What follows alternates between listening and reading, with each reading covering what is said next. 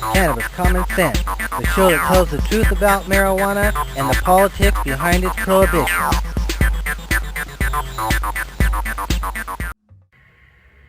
Hello and welcome to yet another edition of Cannabis Common Sense. In our hemp news segment, we're still locked down with this pandemic out of our studio. As long as the schools are closed, our TV studio is closed, is what we're told.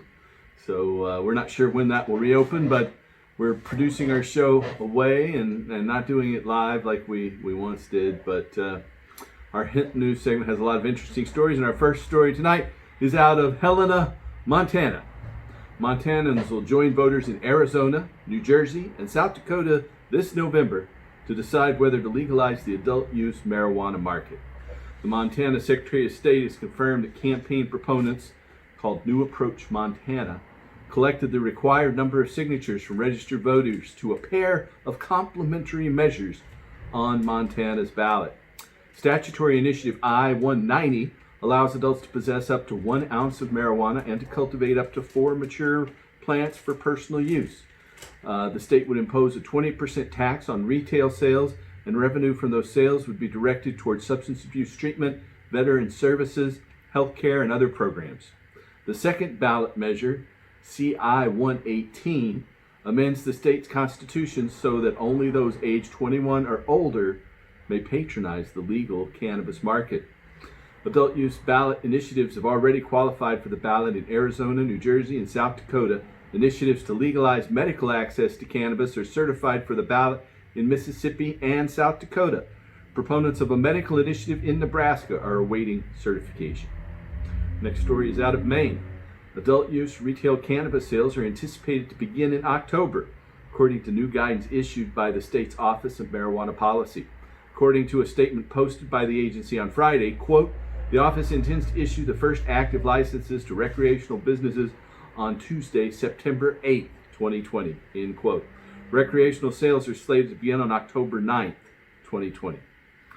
State officials previously granted conditional approvals to applicants in March. Officials then announced that they were delaying the licensing process in April as a result of the COVID pandemic. Because of an ongoing legal battle, retail sales will likely face additional delays in Maine's largest city, Portland. Good name of a city. Of course, Portland, Oregon was named after Portland, Maine. Maine voters initially approved the legalization of cannabis sales in November 2016 by passing a statewide initiative, but lawmakers led by former Republican Governor Paul LePage repeatedly took steps to delay the law's implementation. Rules governing the adult use cannabis production and sales were not ultimately finalized until just last year, 2019. Our next story is out of Irvine, California. Neither the enactment of statewide adult use marijuana legalization laws nor the passage of marijuana medicalization laws has significantly impacted youth use patterns over the past 2 decades, according to data published in the American Journal of Public Health. A team of investigators affiliated with the University of California, Louisiana State University, and Temple University compared cannabis use patterns among justice system-involved adolescents in California in the years immediately following the implementation of adult use legalization with those of similarly matched controls residing in a non-legalization state, Pennsylvania. We have another story about Pennsylvania in a little bit. The authors of this study reported, quote, California justice system involved use did not demonstrate a significant increase in marijuana use after adult use legalization or implementation, end quote. In fact, marijuana consumption rates among young people in California were lower than those reported by young people in Pennsylvania over the same time period.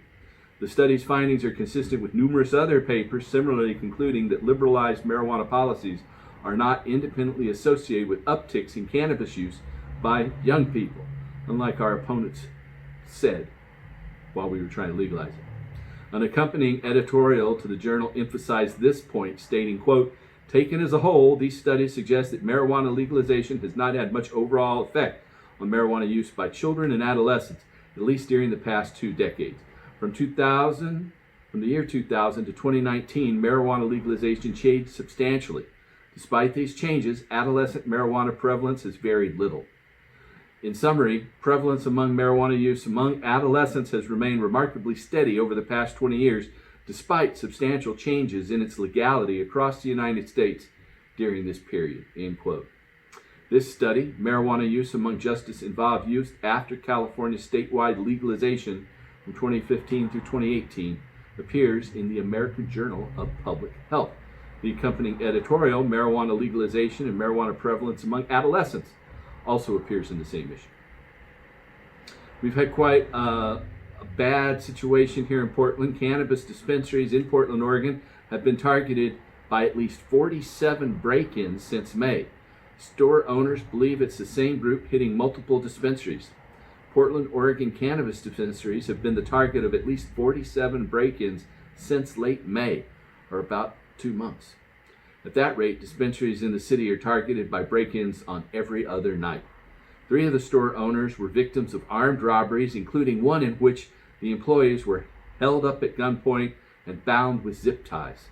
The Oregon Liquor Control Commission says that over the last 3 months, 60 dispensaries have reported lost product totaling $135,000 in June alone.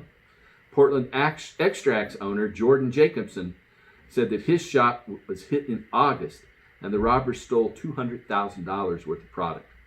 Amberlight Cannabis House manager Camille Farrell said that $16,000 worth of product was stolen from her shop last month, and they attempted to rob the place again just 2 weeks later. She said the group seems, quote, aware that police don't have quick response times, end quote. And thieves were in their shop for at least 25 minutes while the alarm was going off the entire time. Dispensary owners believe the robbers map out their routes since multiple shops in the same parts of town, often on the same street, are being targeted at the same night. Earlier this year, police in Portland and Salem said they were investigating a burglary ring and had made 1 arrest, which led to $33,000 in cash, 30 pounds of cannabis, 6 pounds of hash oil, 16 firearms and burglary tools, along with clothing and other evidence from the victimized businesses. Also here in Portland, Portland's U.S. Congressional Representative Earl Blumenauer is chief advocate for marijuana reform in Congress, as we are constantly applauding. Blumenauer is formally throwing his support by an Oregon initiative to legalize psilocybin mushrooms for therapeutic purposes and is helping to raise money for the campaign. In an email blast, Representative Blumenauer wrote on Monday and said that he supports the measures, quote, because it tackles an important issue in our community, mental health, and it does so in an innovative and responsible way. Measure 109 gives Oregonians who suffer from depression and anxiety the opportunity to overcome their mental health challenges through a program designed for safety and support. It's a health care policy done right, and it will help thousands. Measure 109 will offer hope in the form of breakthrough treatment options in Oregon, psilocybin therapy. Research at America's top universities shows that psilocybin therapy can help people suffering from depression, anxiety, and addiction. Developed with therapeutic and mental health experts, Measure 109 brings this treatment to Oregon through a licensed, research-based system that supports and protects those in urgent need, end quote. That was all from Blumenauer's statement. Blumenauer first expressed support for the psilocybin initiative in January. It's a notable endorsement considering how few congressional lawmakers have backed psychedelic reform, despite a growing localized movement to decriminalize ethnogenic substances in cities across the country. In the new email blast, Blumenauer said legalizing psilocybin therapy is, quote, an important tool and deserves your support. This measure can win in November. It just needs the resources to educate voters about its benefits and protections. To do that, the campaign needs resources, end quote. While the U.S. might be slow to pursue psychedelic reform at the federal level, the country's neighbors up north appear more open-minded to certain policy changes around the issue. The Canadian government will have to officially respond to a petition calling for the decriminalization of psychedelics after it recently garnered nearly 15,000 signatures. And there's legislation in Canada that could make the reforms happen. Also in Canada, the health minister this month granted exceptions for 4 cancer patients to use psilocybin mushrooms for end-of-life care in a landmark decision. Last year, Canadian House of Commons Committee similarly called for the government to decriminalize the simple possession of all drugs in an effort to address addiction as a public health issue. In the United States last year, Denver became the first U.S. city to decriminalize psilocybin with the approval of a local ballot measure. Soon after, officials in Oakland, California decriminalized possession of all plant and fungi-based psychedelics. The City Council in Santa Cruz, California voted to make the enforcement of laws against psychedelics among the city's lowest enforcement priorities earlier this year. A measure to effectively decriminalize a wide range of psychedelics is also officially qualified for the November ballot in the city of Washington, D.C. In Pennsylvania, Democratic Governor Tom Wolf announced on Tuesday that regulating the adult use cannabis market and restoring justice to those with past marijuana convictions are among his fall legislative priorities. Wolf said, quote, "I'm calling on Pennsylvania's legislature to legalize recreational marijuana with the revenue going to small business grant funding and restorative justice programs. At the same time, we must pursue policies that restore justice for individuals convicted of marijuana-related offenses," end quote. Under Pennsylvania's law, the possession of small quantities of cannabis is classified as a criminal misdemeanor punishable by jail time and a criminal record. In 2019, an estimated 20,000 Pennsylvanians were arrested on minor marijuana possession charges, among the highest total of any state. It makes no sense from a public health perspective, a physical perspective, or a moral perspective to perpetuate the persecution and stigmatization of tens of thousands of Pennsylvanians annually simply for minor marijuana possession offenses. The Pennsylvania governor is to be commended for recognizing that the establishment of a pragmatic regulatory framework that allows the legal, licensed, commercial, production, and retail sale of marijuana to adults is preferable to the failed policy of criminalization, and for also acknowledging the need to right the past wrongs of prohibition, which far too often fall disproportionately upon young people, poor people, and people of color. By calling for adult use marijuana legalization in Pennsylvania, Pennsylvania's Governor Tom Wolf is representing a view that is shared by the majority of Pennsylvania voters. Regulating the adult use market will mitigate racially disparate arrests while advancing civil liberties and generating much needed revenue for important social programs. The Pennsylvania legislature should heed the governor's call and put Pennsylvania toward a more humane and sensible marijuana policy. Hempcrete is like concrete, but it's made with the stalks of the marijuana plant. Hempcrete has been used for decades, actually millennia, but recently decades, as a sustainable option in construction materials. In the U.S., however, many hempcrete pioneers are stuck navigating outdated building codes and other local regulations. European building projects have relied on hempcrete to construct insulating, non-weight-bearing infill walls since the 1990s. In fact, the popularity of building with hempcrete grows year over year in France, but in the United States, a builder must acquire special permits to work with the materials.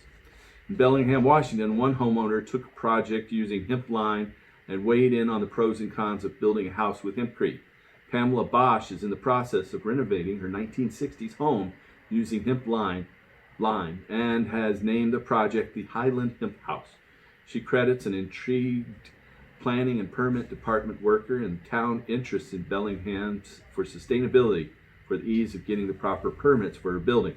In fact, because the Highland Hemp House design was energy efficient, Bosch's permits were fast-tracked. However, the process still wasn't simple. Finding lawyers, builders, and other necessary ancillary contractors to work on a hempcrete project led to unexpected costs, much of which were due to a lack of understanding. Builders don't know how to work with it, insurers don't know how to quantify it, lenders can't estimate it, the list goes on and on. Ignorance and unfamiliarity with hempcrete have led to disinterest from American building projects.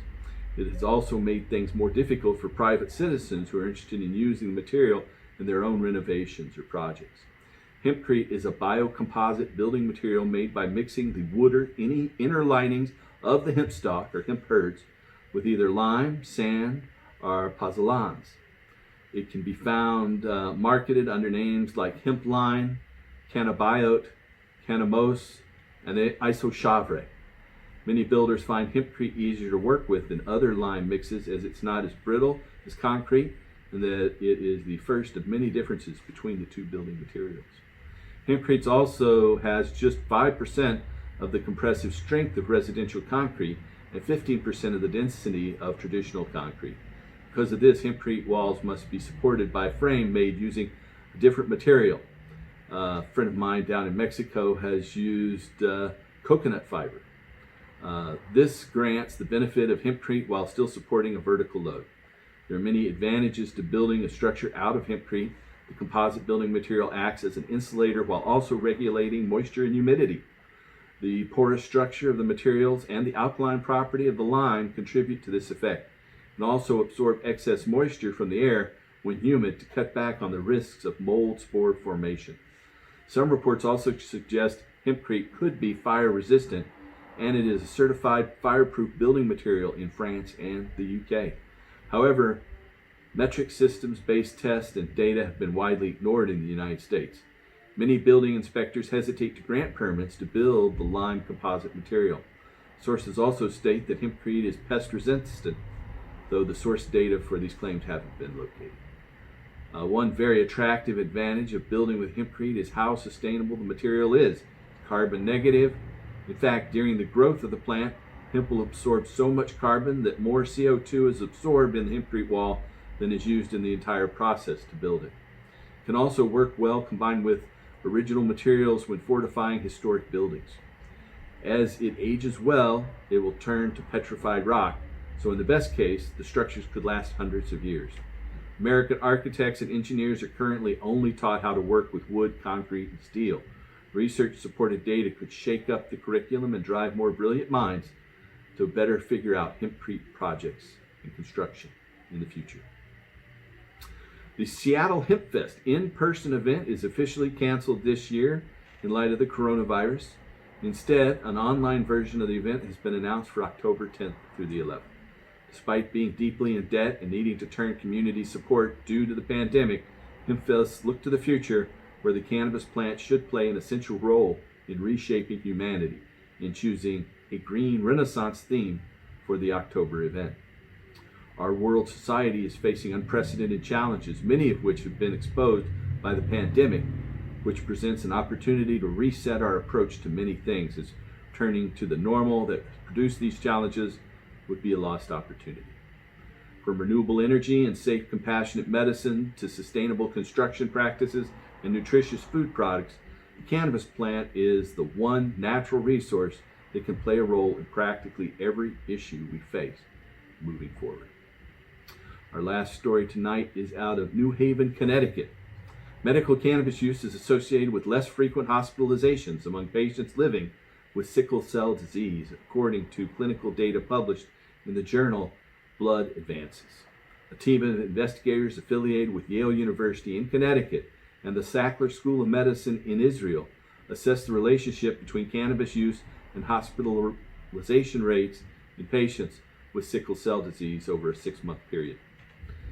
The report said, quote, the patients who obtained medical marijuana showed a reduction in median 6-month hospital admissions compared with the patients who did not obtain medical marijuana, end quote. Their findings are consistent with a pair of prior studies, one from 2018 and one from earlier this year, similarly reporting reduced rates of hospitalization among sickle cell disease patients who initiate cannabis therapy. Survey data indicates that the use of medical cannabis for symptom management is relatively common among sickle cell disease patients. Clinical trial data published in July reported that the short-term use of vaporized cannabis in sickle cell disease patients is associated with improved mood and may also be mitigating symptoms of sickle cell disease-related pain. The author's studies concluded, quote, people with sickle cell disease are often using multiple medications. Since no significant adverse effects were observed, this proof of principle study has the potential to encourage and guide future, larger, and longer investigations into the potential use of cannabis-based interventions, end quote. This study, Medical Marijuana Certification for Patients with Sickle Cell Disease, a report of single center experience, here's in this month's edition of Blood Advances. And that's the end of our hemp news segment for tonight. We have some more videos, so stay tuned right up to the top of the hour. I want to thank you for watching, and remember, help restore hemp. Good night. So what is the actual state right now, Dr. Levesque, of medical marijuana here in Oregon? Well, what's going on right now is that a person who wants to use medical marijuana In other words, has a disease process which includes wasting disease of AIDS, multiple sclerosis, glaucoma, and some people even use it for various and sundry types of pain problems. And there is virtually, in particular in regard to pain, pain is so subjective that there's no way for somebody to measure the degree of pain or the intensity of pain or even the relief of pain or anything else. There's just no way to do this. But if a person says, I have a bad back or I have a bad this or a bad that, and I'm in pain, and that smoking marijuana helps, I don't think that anybody should deny them the right to use that. Now, what's going on in Oregon at the present time is that people who are using marijuana for medical purposes have to get some sort of a letter from a physician which says marijuana will alleviate the problem, pain, or whatever it might be for this individual. This letter is sent to the Oregon Health Division. Dr. Grant Higginson is the person who is the, I guess, he's not the director of the Oregon Health Division, but he's the number 2 person there. And the number 1 person is not a physician, but he is. So he is the one to whom these letters are addressed, and he is the one who will issue the equivalent of a marijuana user's license. Mm-hmm. Now, the strange thing about it is that it is still a federal offense to, in many respects, about the use of marijuana. So at the present time, nobody knows what's going to happen, but this hasn't prevented people who get benefit from the use of marijuana from using it.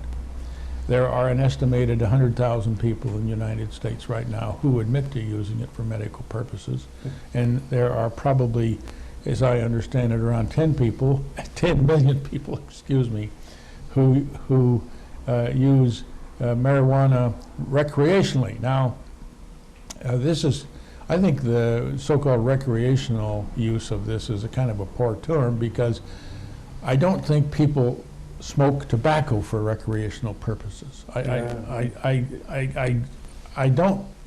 don't know why people smoke tobacco, but whether it's for recreational purposes or whatever it is, this is a sort of a strange terminology that is used. It's like when they use alcohol, that's social drinking or something, right? Well, I suppose that's true. I've never heard of the social. Well, recreational use of alcohol. Yeah, recreational use of alcohol and the social use of marijuana. So the terminology here is very, very obscure or muddied or whatever the right word is. Imprecise at the least. Absolutely. Now, I think one of the strangest things about this is that the federal government raises marijuana in Mississippi. The federal government has it harvested and processed to make marijuana cigarettes. Mm-hmm. And there are 8 people in the United States who have letters of permission from the Drug Enforcement Administration to use marijuana for their medical purposes. Now, if 8 people can use it for medical purposes, for relief of their medical problem, why can't 9 or 10 or 1,000 use it? So it's a very, very strange situation.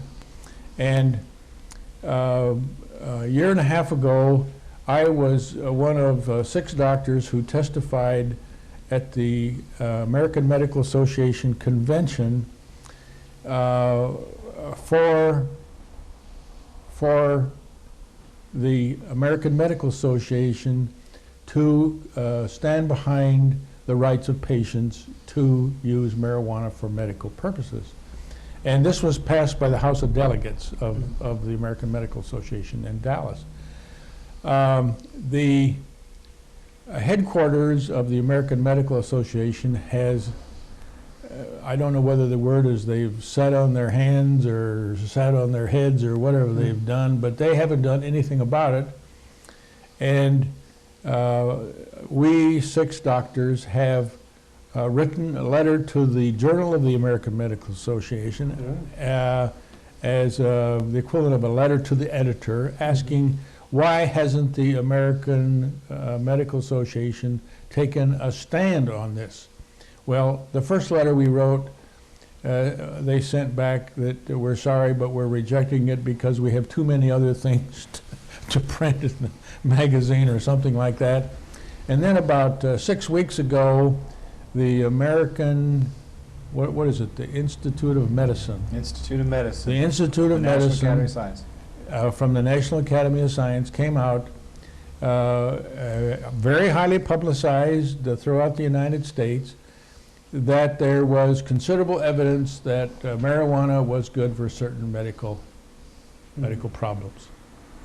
And the American Medical Association has been strangely quiet about this, but in view of the Institute of Medicine, we 6 doctors again wrote a letter to the American Medical Association and the Journal of the American Medical Association, say the Institute of Medicine says that it has some benefit in medical purposes, and why should people who use it be thrown in jail for using it for medical reasons? So, as somebody pointed out a few minutes ago, we are at the cutting edge of this, and with the vote, I guess the last 2 elections we had for use of medical marijuana. Yeah, November of '98 here in Oregon. Yep. And Washington and Arizona. Arizona, they voted on it for California. the second time. Yeah. They originally voted in 1996, along with California, to legalize medical marijuana. And I think if I understand right, there are 6 states who have passed initiatives. Is that what it is? Or Yes, 6, and then that's not counting the District of Columbia, where the United States federal Congress has not allowed that vote to be counted. Exit polls showed that it passed with 72%, but an amendment to an appropriations rider by Georgia Representative Bob Barr defunded the counting of that vote and said that the District of Columbia cannot count the vote on medical marijuana that was on their ballot. Well, so Dr. Beck, I mean, Florida State, is there every day, we find out new information about drugs that have existed for a long time? I mean, it's not like the book is closed, once they come out with the drug in the first place. Well, I think it's very interesting that we know from historical records that cannabis has been used for literally thousands of years, and nobody has ever reported any bad effects from the use of it. Yeah. And when you compare that to tobacco or to alcohol, there's absolutely no comparison between tobacco, alcohol, and marijuana. There's just absolutely none whatsoever. And the statement that marijuana is a gateway drug to heroin or cocaine or whatever, this was verbally thrashed by the Institute of Medicine that said there was no evidence whatsoever that this was the case. So I think the main thing that we're doing is supporting General McCafferty and a whole bunch of DEA agents who are making very high salaries and don't want to give up the game, as you might say. So the people that are making money on the marijuana issue are the DEA agents and the people who grow and sell marijuana and don't pay any taxes on any aspect of the money that they make. And if they're caught, they get sent to a federal prison where it costs at least $40,000 a year to keep them in prison. So I guess the federal prisons, the guards in the prisons are probably also recipients of a lot of money from the marijuana business. So Exactly. it's really a strange, absolutely bizarre situation that this has gone on. And I can't understand why some of these politicians in Washington, D.C. and elsewhere can't see this or understand it or whatever the right word is. I don't understand it.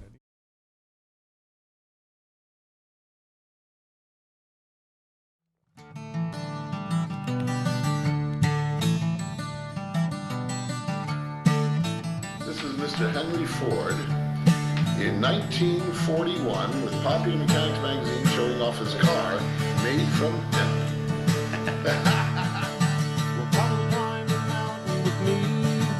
Come see what we can see. Come climb the mountain with me, and then we will all be free.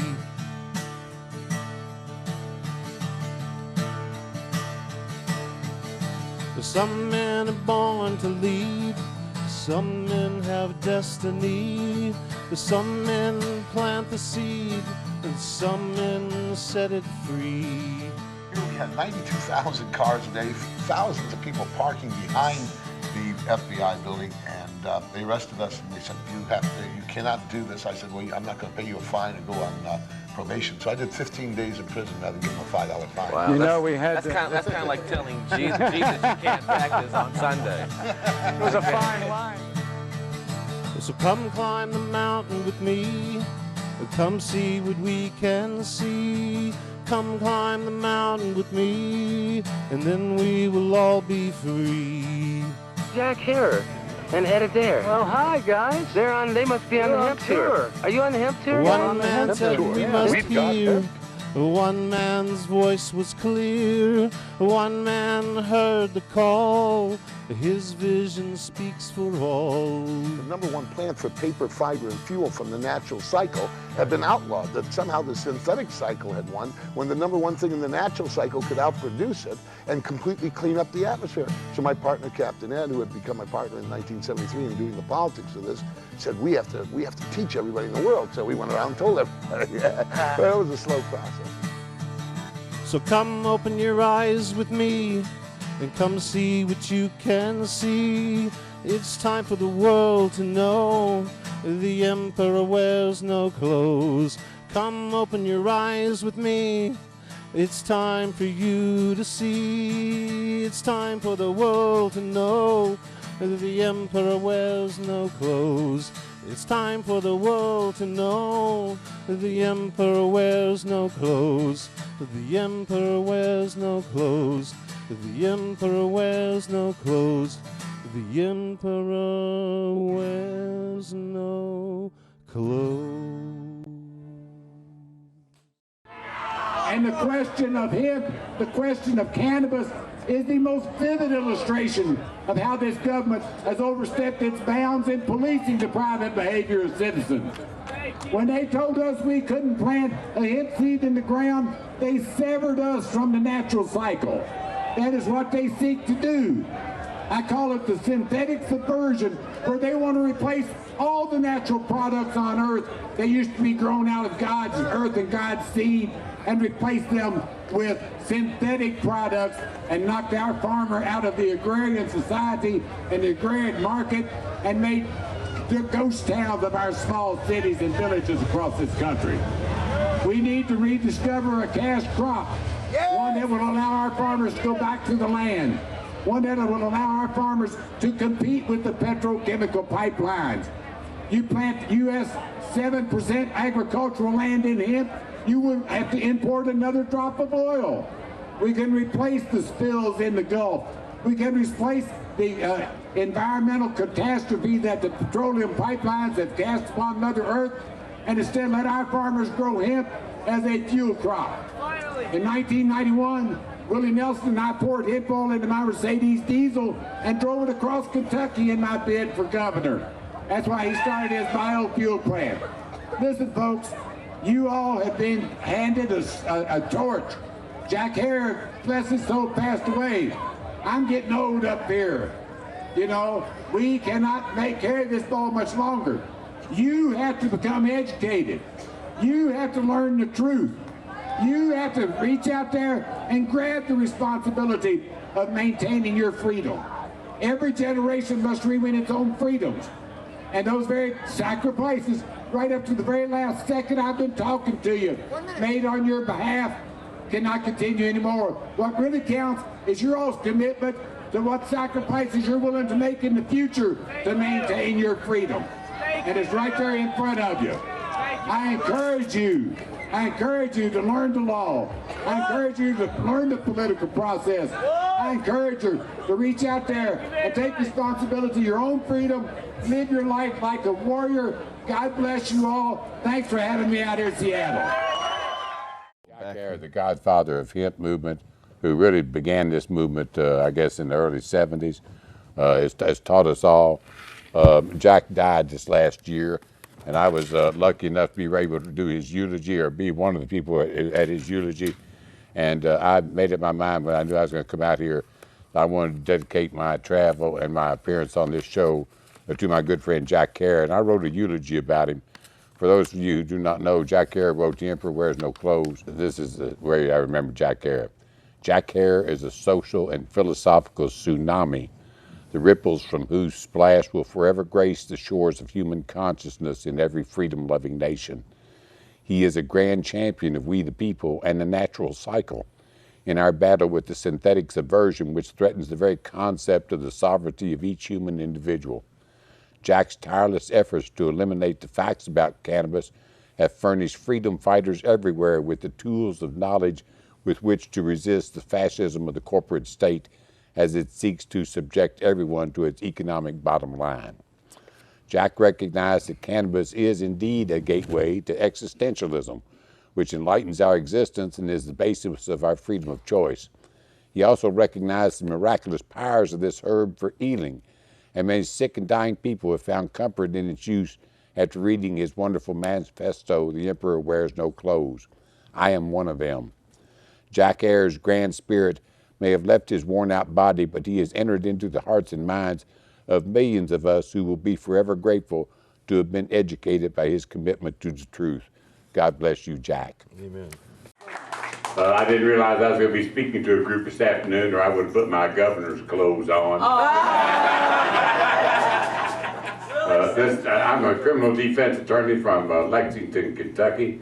Been practicing law for 30 years, been protecting the rights of the marijuana smoker since that time. I ran in 1983 for Commissioner of Agriculture of Marijuana on a legal marijuana ticket. Let me tell you, in 1983, that didn't go over too damn hot. I said, Galbraith, how do you expect to win? I said, well, there's more marijuana smokers than there are Republicans in the state. If I can just get them to the polls, we can do that. Since I ran in 91 and 95 for governor, ran in 99 as the Reform Party candidate for governor, spent $20,000 and got 15.3% of the vote as a third party. In Kentucky, that was pretty phenomenal. Ran as an independent for Congress in 2002, got 27% of the vote as an independent on a $20,000 budget. So I'm running this time as an independent for governor of the state of Kentucky. And let me tell you, I was mighty impressed to hear these words from Madeline, because she's got it exactly right. Marijuana is just a symptom of the issue. The real issue is, are we still sovereign human beings? That's what the American Revolution was all about. Marijuana is an iconic issue because it shows just how far the government has gone in overstepping its bounds in policing private behavior and impinging on the whole idea of what America itself was all about. Before America, we were all property. We belonged to the king or the queen or the warlord or whoever had the most gunpowder in the valley. And they said, hey, come in here, off with your head, there you went. There was nothing, you had no rights. You were property. You belonged to whoever had the most gunpowder. But when our founding fathers decided that they were going to set this country up and wrote the Declaration of Independence, they recognized in essence that we were all created by our Creator and endowed with inalienable human rights. Among them, life, liberty, and pursuit of happiness. For the first time, they gave each of us our sovereignty. For it was the first time any ruling party had ever conceded that the individual was a sovereign thing. And they wrote the Constitution to try to instill the legal system to protect it. And since that time, it has been in great peril by people who seek to subvert it and make slaves of us to their will. And believe you me, the man ain't racist. He doesn't care what color his slaves are.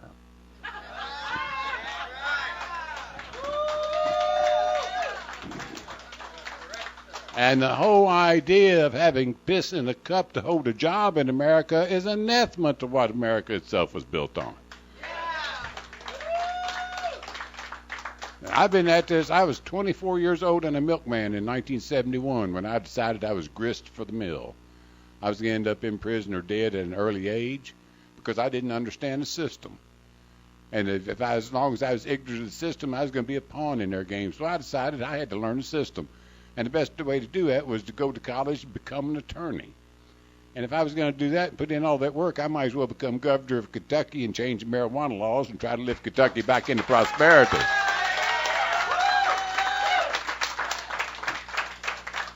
We were the world's largest producer of cannabis for over 100 years. We called it hemp. You know, people say, what's the difference, Gatewood? And I said, well, you know, hemp and marijuana are both cannabis in the same way that Danny DeVito and Dennis Rodman are both adult males.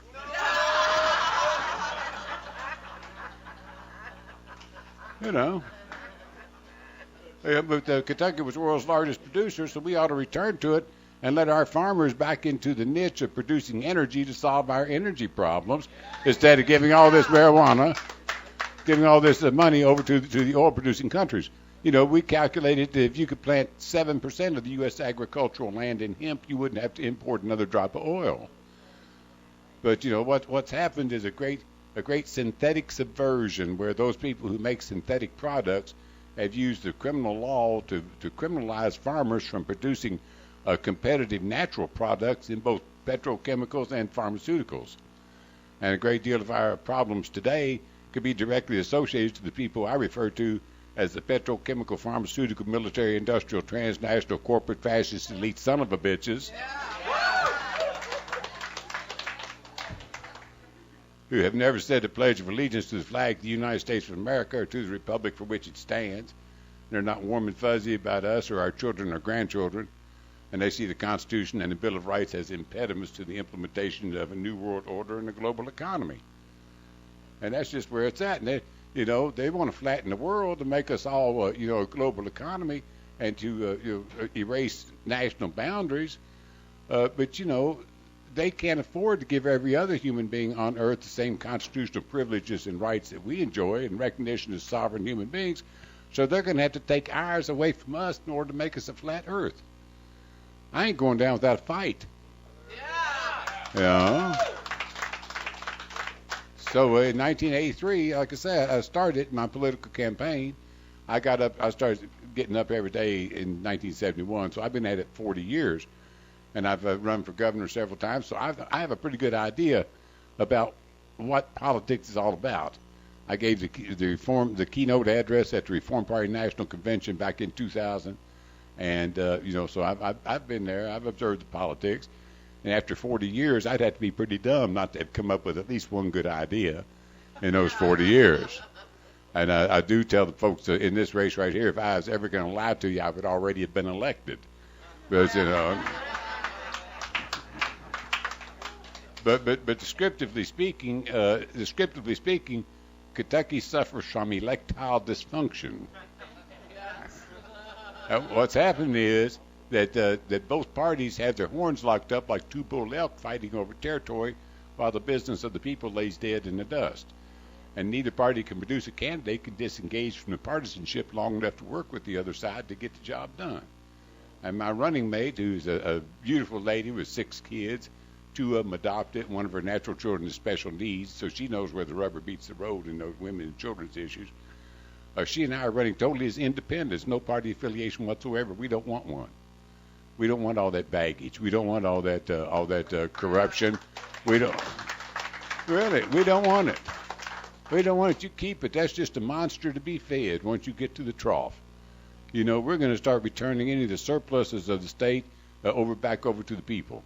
But the first thing I'm going to do when I'm governor of the state of Kentucky, the minute I'm sworn into oath, is I'm going to have the commander of the National Guard land a helicopter in the front of the Capitol and bring me the keys to it.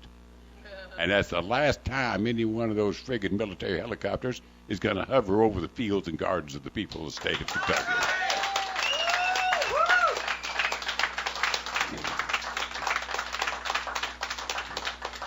This is America, not Afghanistan, and we're not an occupied territory, and we're not going to treat our citizens like we are one in the state of Kentucky. They got a pretty good idea that I mean it. I wrote an autobiography here not too long ago that I gave a copy to Madeline, and this is my autobiography. It's called The Last Free Man in America Meets the Synthetic Subversion, and that's me holding M60 on the front cover of it. And so they said, Galbraith, why are you holding that M60? I said, because I'm a serious man. You can get that, order one off of my website at gatewood.com. But we have a hell of a chance of winning in November. Our primary is this coming Tuesday. We're not in the primary. We're totally independent. And what interest you may have in how I do out there in that race is that we're going to take a giant leap. We're going to take a giant leap. We're going to go all the way to find out whether America still has a pulse or not. Yeah. And we're going to do it constitutionally. The United States Constitution does not provide you the right to life, liberty, and the pursuit of happiness. That's in the Independence, Declaration of Independence. That's not law. So you don't officially have a right to that under federal law. But Kentucky has a constitution also, just like all the other states do. But it just so happens that Kentucky's constitution is the most pro-people constitution ever written. That our people back in 1890 got so tired of being raped by the railroad companies that they wrote a constitution that protected the people and kept corporations from running roughshod over everybody. And even now, that's beginning to fracture as our legislature keeps selling out to the folks that I call the petrochemical, pharmaceutical, military, industrial, transnational, corporate, fascist, elite son of a bitches.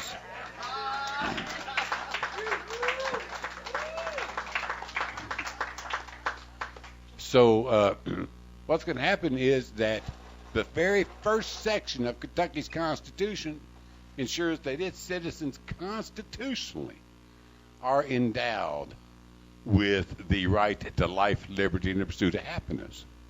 That's the number one section in Kentucky Constitution, so I feel obliged to make it the number one basis of policy for my relationship of government to the people in the state of Kentucky. I'm going to get it off of their backs. I'm going to take it out of the bedrooms and the bloodstreams and the brains and the bladders and the billfolds and back pockets and the internet bulletin boards and put them back in the little box where they belong. I'm going to make government not a burden on the people. I think it's the role of government to uplift, enlighten, educate, and endow people with an appreciation of life, appreciation of the social compact, their civil duties, their civil responsibilities, and make sure that we address them as sovereign human beings, capable of making their own decisions. And we're going to get medical marijuana in the hands of every sick and dying person in the state of Kentucky. No permit needed.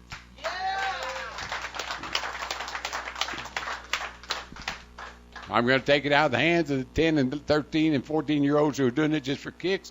We're going to give them over to the old age homes, to all the old folks in the old age homes. Hey, increase the appetite, put a smile on their face, and think about the increased visitation by the young folks. Hey, let's go see Dad.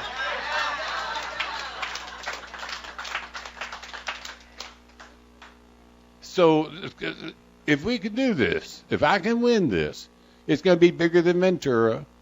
It'll be next to Obama's election, because there was an independent elected governor of Rhode Island in this past one, the first one elected in 150 years, but he had been a state senator. He had been a federal U.S. senator from the state of Rhode Island, so he had that base. Okay, but we'll be the first truly independent ticket ever to win governor in the state of Kentucky in the last 150 years. So we have I've got a website called gatewood.com. I'm a criminal defense attorney out of Lexington.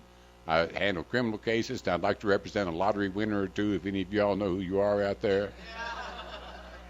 If you're a big dog and you're hanging out on millions, here's a good place to give me a fee and let me get on down the road on this campaign.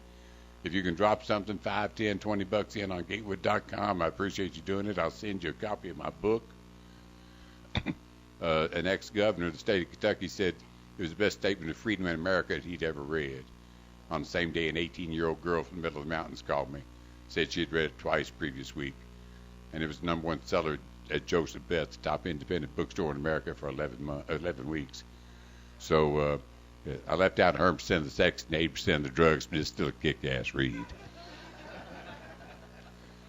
Folks, I'm out here at the bequest of and the generosity of somebody that I'd certainly like to give a shout out to, and that's Mr. Paul Stanford here in Oregon.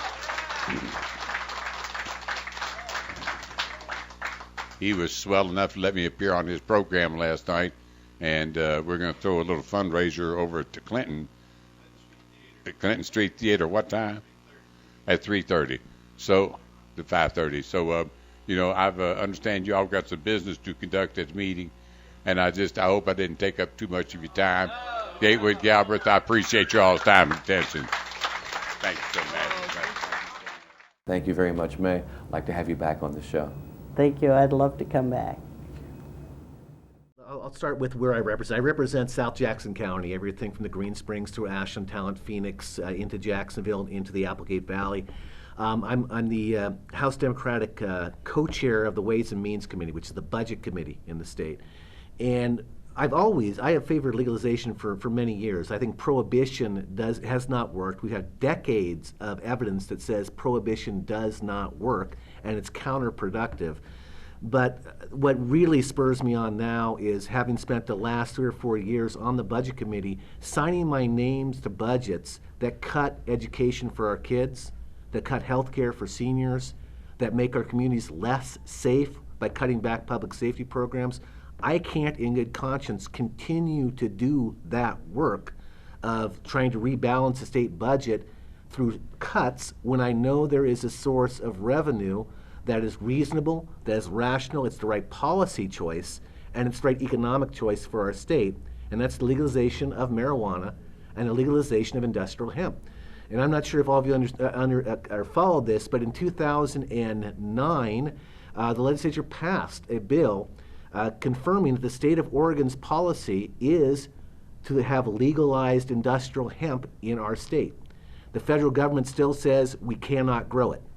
But we've passed legislation on industrial hemp that as soon as the federal government comes to a rational decision on that and allows the production of industrial hemp, our state will be ready to move into production of industrial hemp. And that proposal, just so you know, passed almost unanimously, Republican and Democratic, urban and rural. In fact, the representatives and the senators from Eastern Oregon were some of the most enthusiastic backers of having industrial hemp as a crop for our state, because it just makes sense. It makes economic sense for jobs in their community. It makes economic sense for the state. So we will get there on industrial hemp, and we are going to get there on legalization. I can liken this to the effort through the initiative system of when women got the right to vote. Oregon was the first state to put that on the ballot and have it passed by our people. It took 3 times to get on the ballot, 3 times on the ballot to finally pass and become the law of the state of Oregon. This effort has been building, and we have people here who have worked on it for many, many years, has been building for many years. We're at a point now where we're making a major leap forward by having this on the ballot for the voters of Oregon to give their view on. They will render their verdict next Tuesday. We'll know what it is. And if it passes, which I sincerely hope it does, we'll work with it to make it work. We'll keep putting pressure on the feds to make sure that becomes the law for the state of Oregon and hopefully influence the rest of the country. It's on the ballot in Washington. It's on the ballot in Colorado as well. We will watch how those elections turn out as well, and we'll build off what happens here on Tuesday no matter what. But I just wanted to be here today to again express my strong support for legalization, my strong support for industrial hemp as well, my strong support for ending prohibition, having rational drug policies in the state of Oregon and the United States of America to move in a totally different direction. And the last issue I'll touch on is the one that Lori, I think, called the press conference here today to emphasize as well, is expansion of the medical marijuana program to include post-traumatic stress. And that to me is a reasonable and, again, totally vital step for the state to take. We have people in the state right now. Oregon can and should be a leader in the research of how marijuana impacts ailments across the board. We have the growers here, we have the medical community here, and we obviously have the people in need here. We should put that together, put the people who are suffering ailments together, the people doing research on marijuana and the growers, and come up with the data so we can say with great confidence that someone who is suffering from PTSD with this strain of marijuana or that strain of marijuana can expect certain results. Someone with chronic pain with this strain of marijuana or that strain of marijuana used in this way can expect this results. The medical marijuana program, in my view, needs to be professionalized, and we need to make sure that it's having the best possible outcomes for the patients who are on it. And with that, I will just turn it over to you.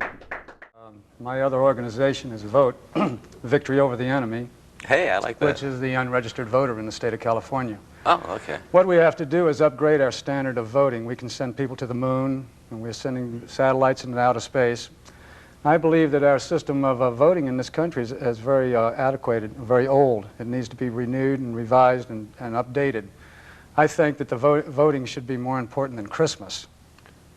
Okay. I think that we should spend a lot of money on educating the people. Look at it this way. The government is in favor of the United States public to vote.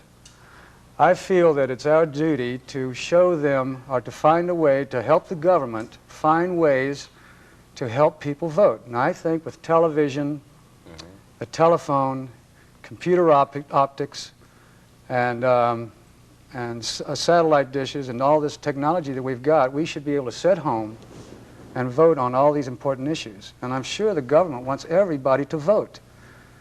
It's our constitutional right, and they stand behind it. I think that they should get behind us and help us to get out there and make voting a very important issue. It is important, even if you're not in favor of, say, the California Marijuana Initiative or the Hemp Initiative, that's fine. We would love for you to come out and speak your opinion. We want you out there voting. We want you to take an active part in this country. If you do, then I think this will solve the problem. I want to thank you guys for watching. We're going to go out on another great song by Mr. John Coronet. We'll be back next week and help us restore hemp. Yeah, restore hemp. Another chapter as we turn the page. We exist within a Ukraine. I know that freedom's heard around the globe. Just where our future lies will nobody know. Oh, let's make the best of it now. 'Cause you never know when the sky will fall. Maybe the moon will reach the earth one day. We're not the same race that we used to be. Can't you see? Now the next time that